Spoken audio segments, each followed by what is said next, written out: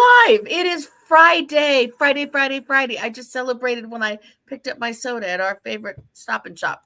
Oh, And nice. everybody was celebrating Friday because, you got to get to know the people that you see virtually every day, right? I'm Yes. Jill. That's Deb.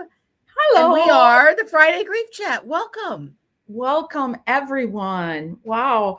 I just want to share, I'm really happy because Daryl and I just took care of pre-planned funeral expenses, and now I'm on to designing our headstone. Nice. Yeah. You had some ideas for it already. Oh, and I showed Daryl, and he wanted, so I looked up what the symbol for unity is, and that is a globe with wings. And then he also wants a Celtic symbol. We'll have a cross, a Jewish star, and fake nose and glasses. And I'm thinking like a Native American or something like that. Yeah, Okay, you're going to that cover would all the make sense bases. or pagan, Yeah.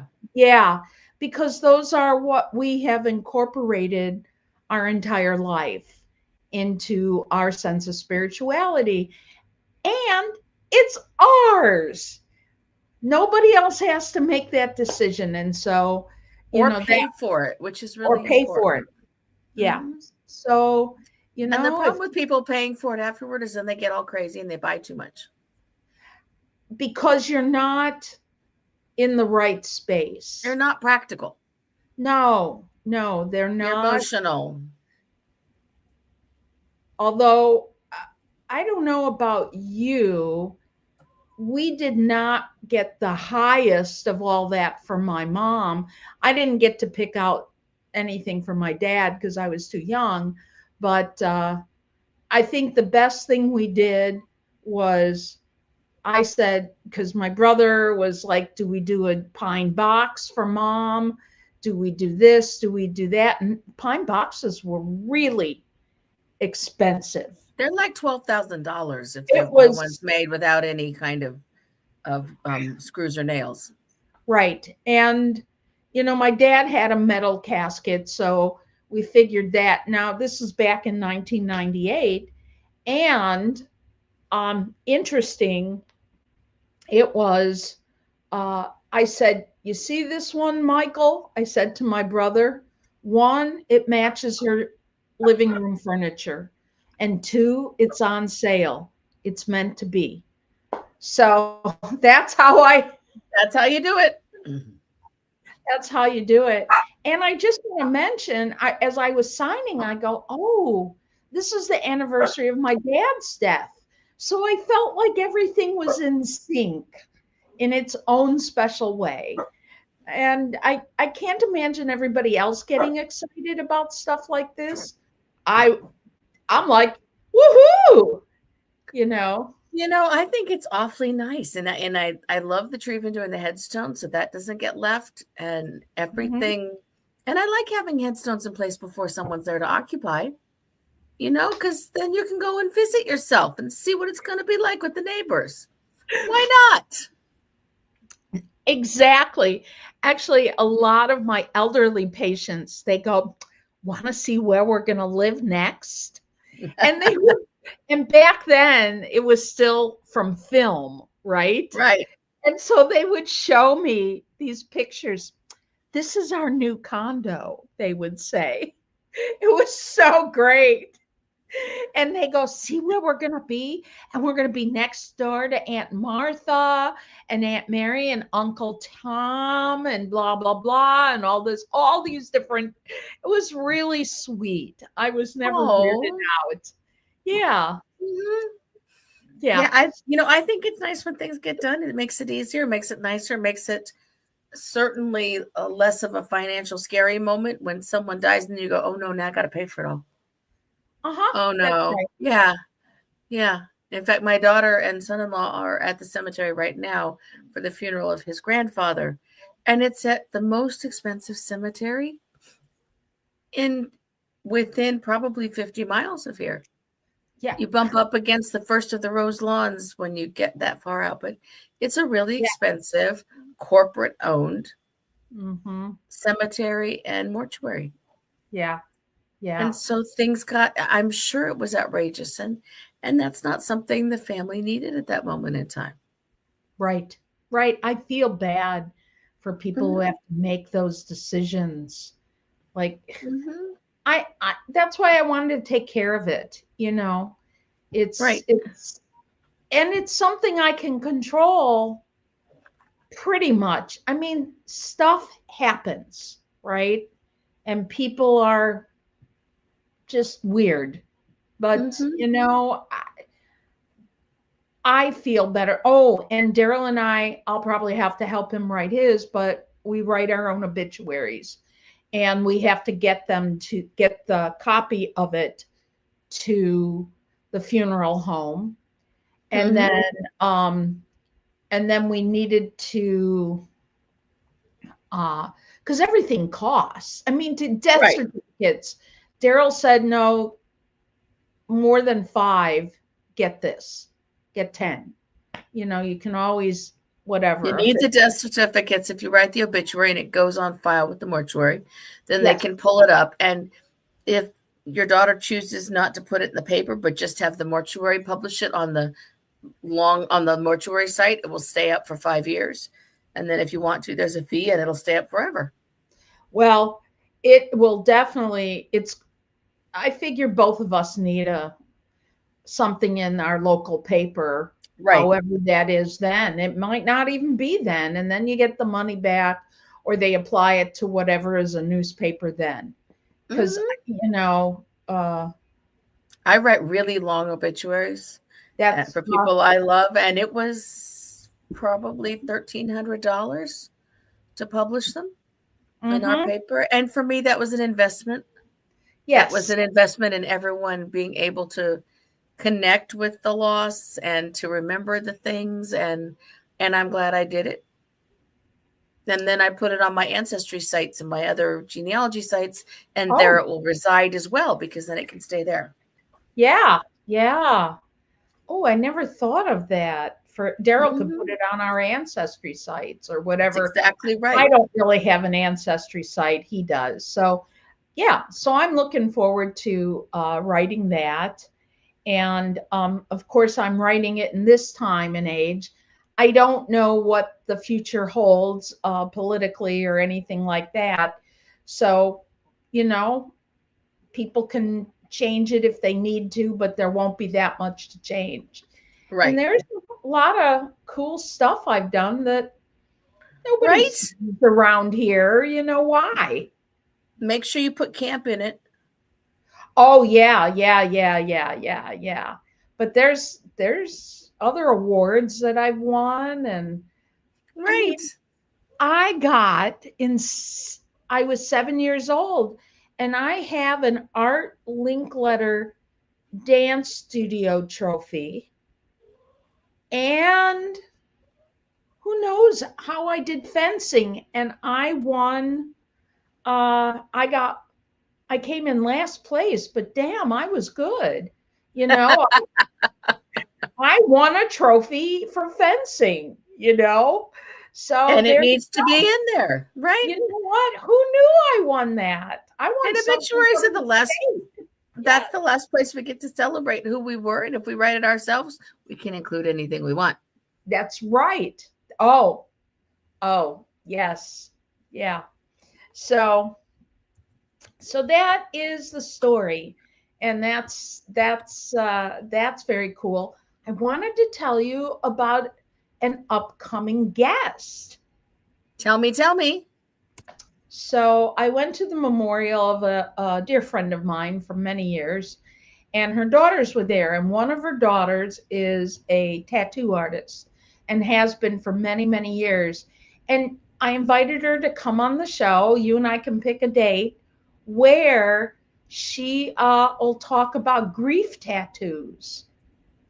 Nice. Isn't that cool? Yes. Yeah. Does she have a preferred date? You and I can look at it and then we'll talk to her. You Okie and I dokie. can discuss that coming up. I'm And working on someone who's had some losses related to leaving a major religious group and what that has meant in terms of separating from people who remained in the group, which is something I thought you could probably identify with. I definitely can. And in fact, I think we had her on our program a long time ago. Her name is, well, her first name's Megan. And she talked about when she had to separate. We had another gentleman on then too. And, but he has since went back to that religion. And Megan is really, held space in her deconstruction. So I think that is, and what that was like. And so she is very healthy where she is religiously and spiritually. So Nice. I'm very happy for her. So yeah, I definitely think that is very cool. Yep, there's a lot of loss around us related to people separating and losing, but people not dying, but losing people based on alienation or just recognition of loss of shared values or loss Mhm. of shared belief systems.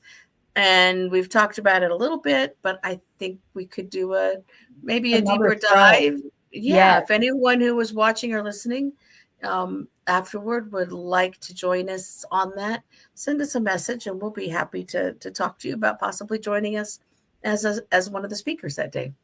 Yeah, I think it's really important because I'm sort of going to combine a couple things here, but I think it's important to talk about when values change. Mm-hmm. For and there are a boatload of reasons. I mean, I think Mm-hmm. about one friend who is um, having a disease process right now, and her values are, you know, I'm not able to listen to this, or this. I have to focus on just surviving and getting through because medicines make you sick and this and that. And, that is something that we need to respect when someone says, I can't talk about this anymore. Mm-hmm. I just need this, and to respect it.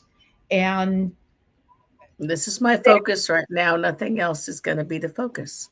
and that can be a type of grief for both parties. Mm-hmm. I miss you and I'm not able to listen to what you usually talk about, right? Or I miss you, I don't want to cause any more stress, so I'm only going to do this because Mm-hmm. that is what you asked and I honor that.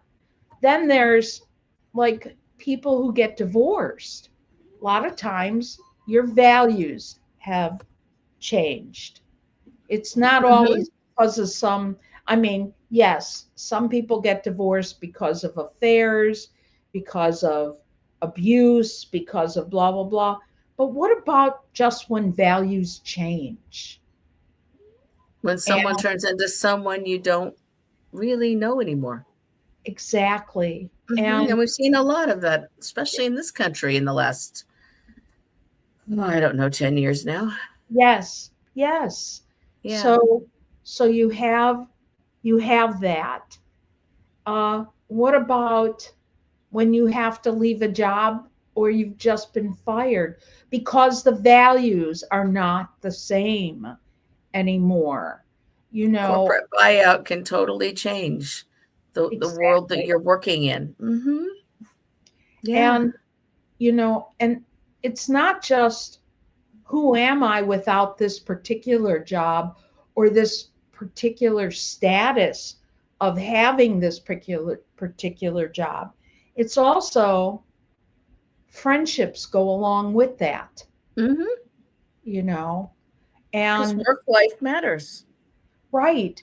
And what happens when people realize they don't share the, like we were talking about, values of a particular church community, which are organized values, right? Mm-hmm. Well, they don't just leave the church, you leave your community Mm-hmm. and the grief that goes along with that.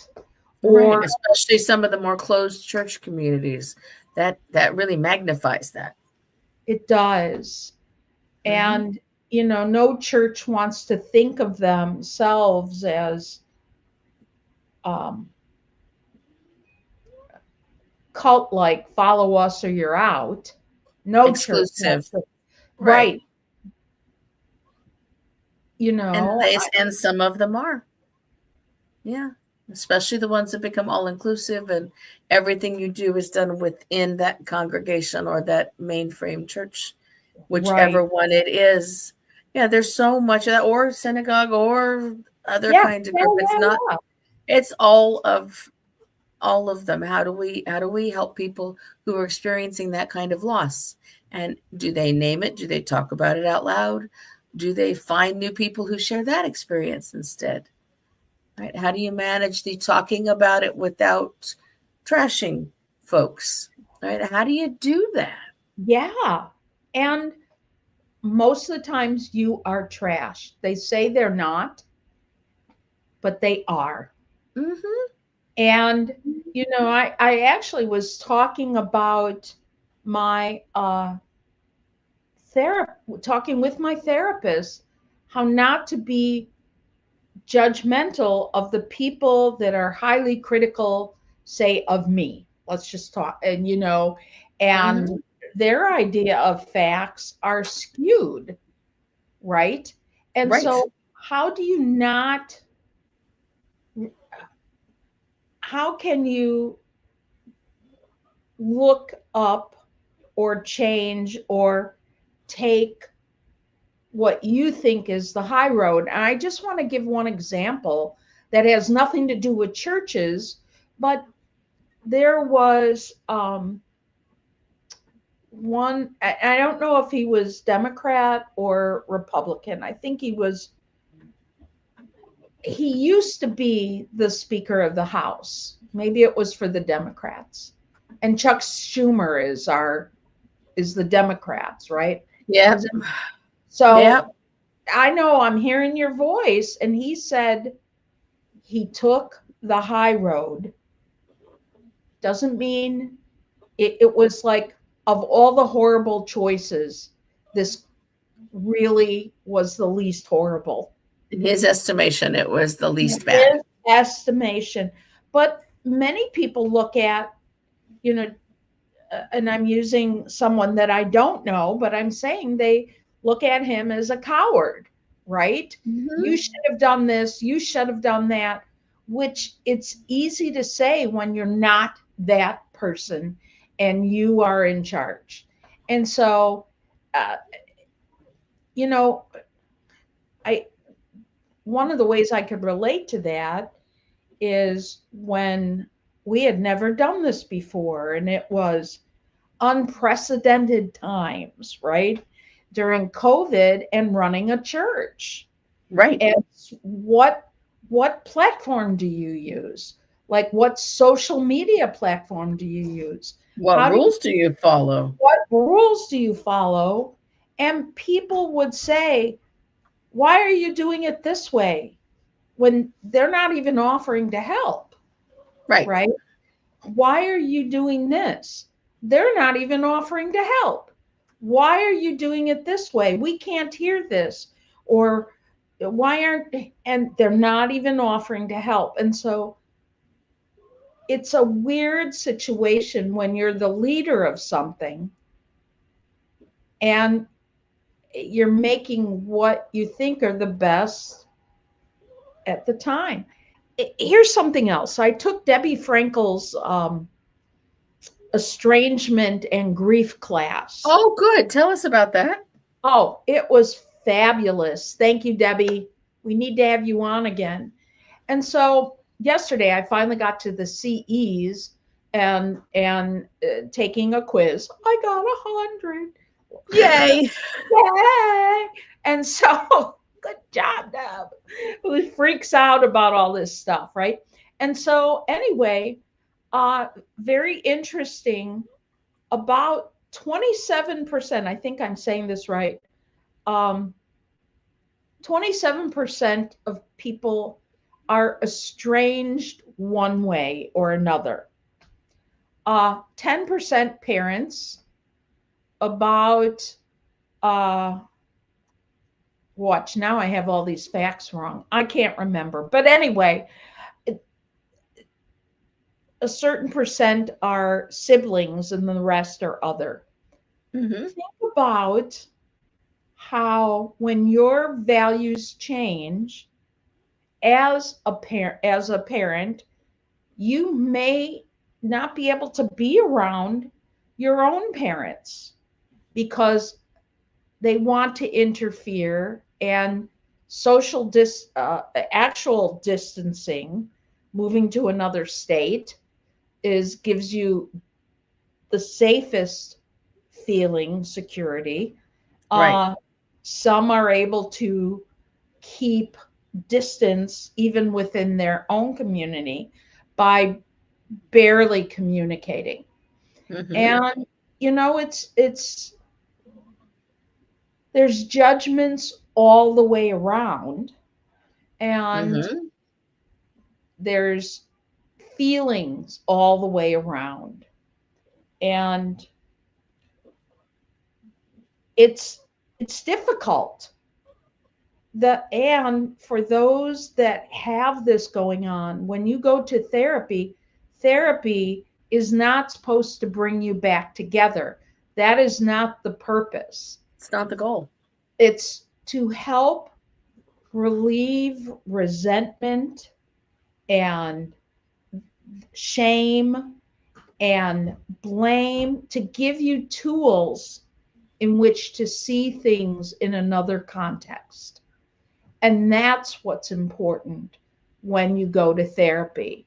If you're Mm-hmm. thinking it's going to fix the problem, that is not what happens. It's not realistic. It's those are expectations Mm-hmm. that cannot be met. Mm-hmm. Just like the book Great Expectations, it just doesn't work that way. No. Mhm. And you And need to ask your therapist what if your goals and expectations are reasonable. and usually that will come up, either expectations of yourself or expectations of others. Mm-hmm. So, I was talking to a friend who, when her and her husband got divorced and they have two children, uh, values about religion completely different, right? And this morning she was talking to me and talked about, you know, things have gotten better in some ways. She saw very clearly what cards she was holding. She was bullied before, right? And she was um, religious abuse before, and in that family dynamics. It's a lot to manage. And she could see clearly, I'm going to use the term, what cards she is holding now, so that, let's say he didn't like something about with the kids in their agree, well, she's holding the power now because of rules that have been broken. You see what I mean? Mm-hmm. Of course, I'm trying to keep this pretty anonymous as I'm talking about it, but am pretty general. But once you see, if you got divorced because the balance of power was really skewed, or if you left a church because it's really skewed, something got skewed, not screwed, but skewed in Right. perceptions, you can see and gain, take back some of, you can return to another kind of balance. That's what I want to say. Does that make sense to you and It our? does. You can grieve the loss of what happened in that loss and Mm-hmm. what changed in that relationship or that dynamic. And Mm-hmm. then you can balance it again for yourself Right. if it results in divorce or separation so that you can find your own center again and your center where you are Right.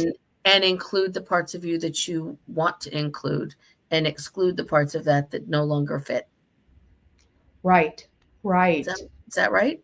Yeah. And, you know, one of the exercises, when you first, you have to, in therapy, you have to be willing to self reflect. You have to Mm-hmm. be willing to look in the mirror and say, "Ah, how did I see it?" You have to ask yourself, how did I see, whether your facts are skewed or not? Those are that is your perception. Now, sometimes there's a trusted someone where you can say, am I looking at this? Is this what happened? Or did I change some things because I needed the narrative to be different? Sometimes you do. Mm-hmm. Um, that's a leap for people. But when you can look back and say, um, what part made me mad 20 years ago? What did I notice 10 years ago? What did I notice 5 years ago? What part of me changed? When could I no longer take it anymore? And when you look at those things and self-reflect, you you get to see what part that you played and the other person. And And that's the important part so that you can identify where you're coming in and determine what you want to change, if any. exactly determining Mm-hmm. what you want to change. Is this worth it to you? Is this not? It's sort of like going to a buffet and being on a diet. What's Mm-hmm. the healthiest thing to do here? We watch a lot of, this is an aside, just for lightening the mood around here. We Yeah. watch videos of people who make a living making videos about cruising, right? So they're on all the cruise ships and they review all of them. And there's one who is facing cancer for the sixth or seventh time. And he found out while he was on the cruise, and he sort of semi-processed it with his video with his audience. And then he's at the buffet and he's picking out the foods that he knows are going to be best for him right now. And Mm-hmm. then the one thing that he really, really wants, whether it's good for him or not. Yes. Right? Yes. Right. Yes. It's to take care of yourself, but allow a little fun too. You know, And there's the Irma, joy. exactly. Irma Bombeck, Mm-hmm. one of her articles, and maybe our listening audience doesn't know much about her, but uh, back in the 70s, 80s, and 90s, Mm-hmm. she's a female humorist. And actually, there are conferences that are put on to become better humor writers, much Mm-hmm. like she was. And anyway, she talked about, what are you waiting for? Burn the candles, right? People give you these beautiful candles, and then, or they smell good, and you should save it, right? Save, For who knows? But right. right, but you were told, if you were raised by if you're a baby boomer and you were raised by depression era parents, grandparents, right? Then you were taught to save everything. I grew up in Skokie, and I really mean this. This is what and this is a stereotype, right? But it's true in our house. We had plastic on the furniture. We had plastic runners in the hallway. We had plastic covering all the lampshades. We had everything was in plastic. My best friend High Pink's parents did that. Oh, yes. Couches, car seats. Yes. And it was the kind with the little ridges in it. Oh, that was going down our hallway. What was very uncomfortable is when it was old plastic and it broke. And it was summertime. And if you had air conditioning, the plastic contracted, and then the hard edges would be on your legs with shorts. Or stuck to it. The opposite. You didn't have air conditioning. It was hotter than hell in your house. The plastic was soft and it stuck to you and it hurt and it was ucky. Just ucky. Yes. And then you wanted to clean it because you knew everyone else had been sweating on it. Right? Yes. All the history. I know everyone here wanted to know about that. Totally important history. Yes. But yes. But they don't we can change our values and not use plastic on everything in the house now. Right? When my mother took off all the plastic and she moved out of the house to the condo, we go, damn, this is soft and comfortable. So her values changed. She left and she got to use the furniture. Yes, it was all much prettier. Yeah. Yeah. I actually had several ball candles for Christmas that I'd gotten for my mom years ago and forgotten about them because she put them up on a tall shelf in the very back. You had to stand on a ladder to find the last of the Christmas items when I was clearing out the house. Right. And they were pretty and they had sparkly blue paint on them. And this year I lit them. And, on a nice day, I light them again because, honestly, what else are you supposed to do with a candle? You're supposed to burn the darn. That's why they're made that way. Burn the candle, right? This is my meditation candle because it smells like coffee. Nice. Yeah, oh my gosh, we have someone in our office who likes the really, really smelly candles, and so I have to come in and blow them all out because we can have the candles, but we can't set off the asthma. That won't work. Yeah. Right, but a coffee candle that would absolutely work. All right. So next week we'll be back here for more discussion, talking all the things, and we're gonna tighten up the tattoo artist. Yeah. And is she gonna do a tattoo live on air with you? Ooh. She is not in this state. Oh, so well. She can't unless she. Yeah, I know. I would do that. I know you would. Yeah. I know you would. So we will talk and figure her out. We'll get the other. I'm going to reach out to the other person. We've been talking a little bit and see if I can get them. They're very busy. And then we'll be back here next week. And then in just a few short months, Deb and I will reconnect together in person in Illinois. No, not in Illinois. We're going to connect together in Wisconsin, although we might connect in Illinois, depending on how I get there. Yep. And we will be at the International Death, Grief, and Bereavement Conference in La Crosse. It is the first week of June. If you are looking for a great place to be and to connect with people in grief and grief talkers and all the things, join us there. I did want to mention I found a new app this week. It's called the Finch app, Finch. Okay. And it's a self-care app. And it's really cute, and you don't have to pay for it. They, of course, have an upsell. You don't have to upsell. And you get little pets, and you choose some goals every day. And the goals for me today were very simple. Get out of bed, brush your teeth, drink some water, stretch, take 5 deep breaths. that it's not a pushy app, but it reminds you to do the right things for yourself. So if anyone is looking Yeah. for a little back of the head reminder that you need to take better care of yourself, there you go. We'll be back next Friday. Okay, everybody?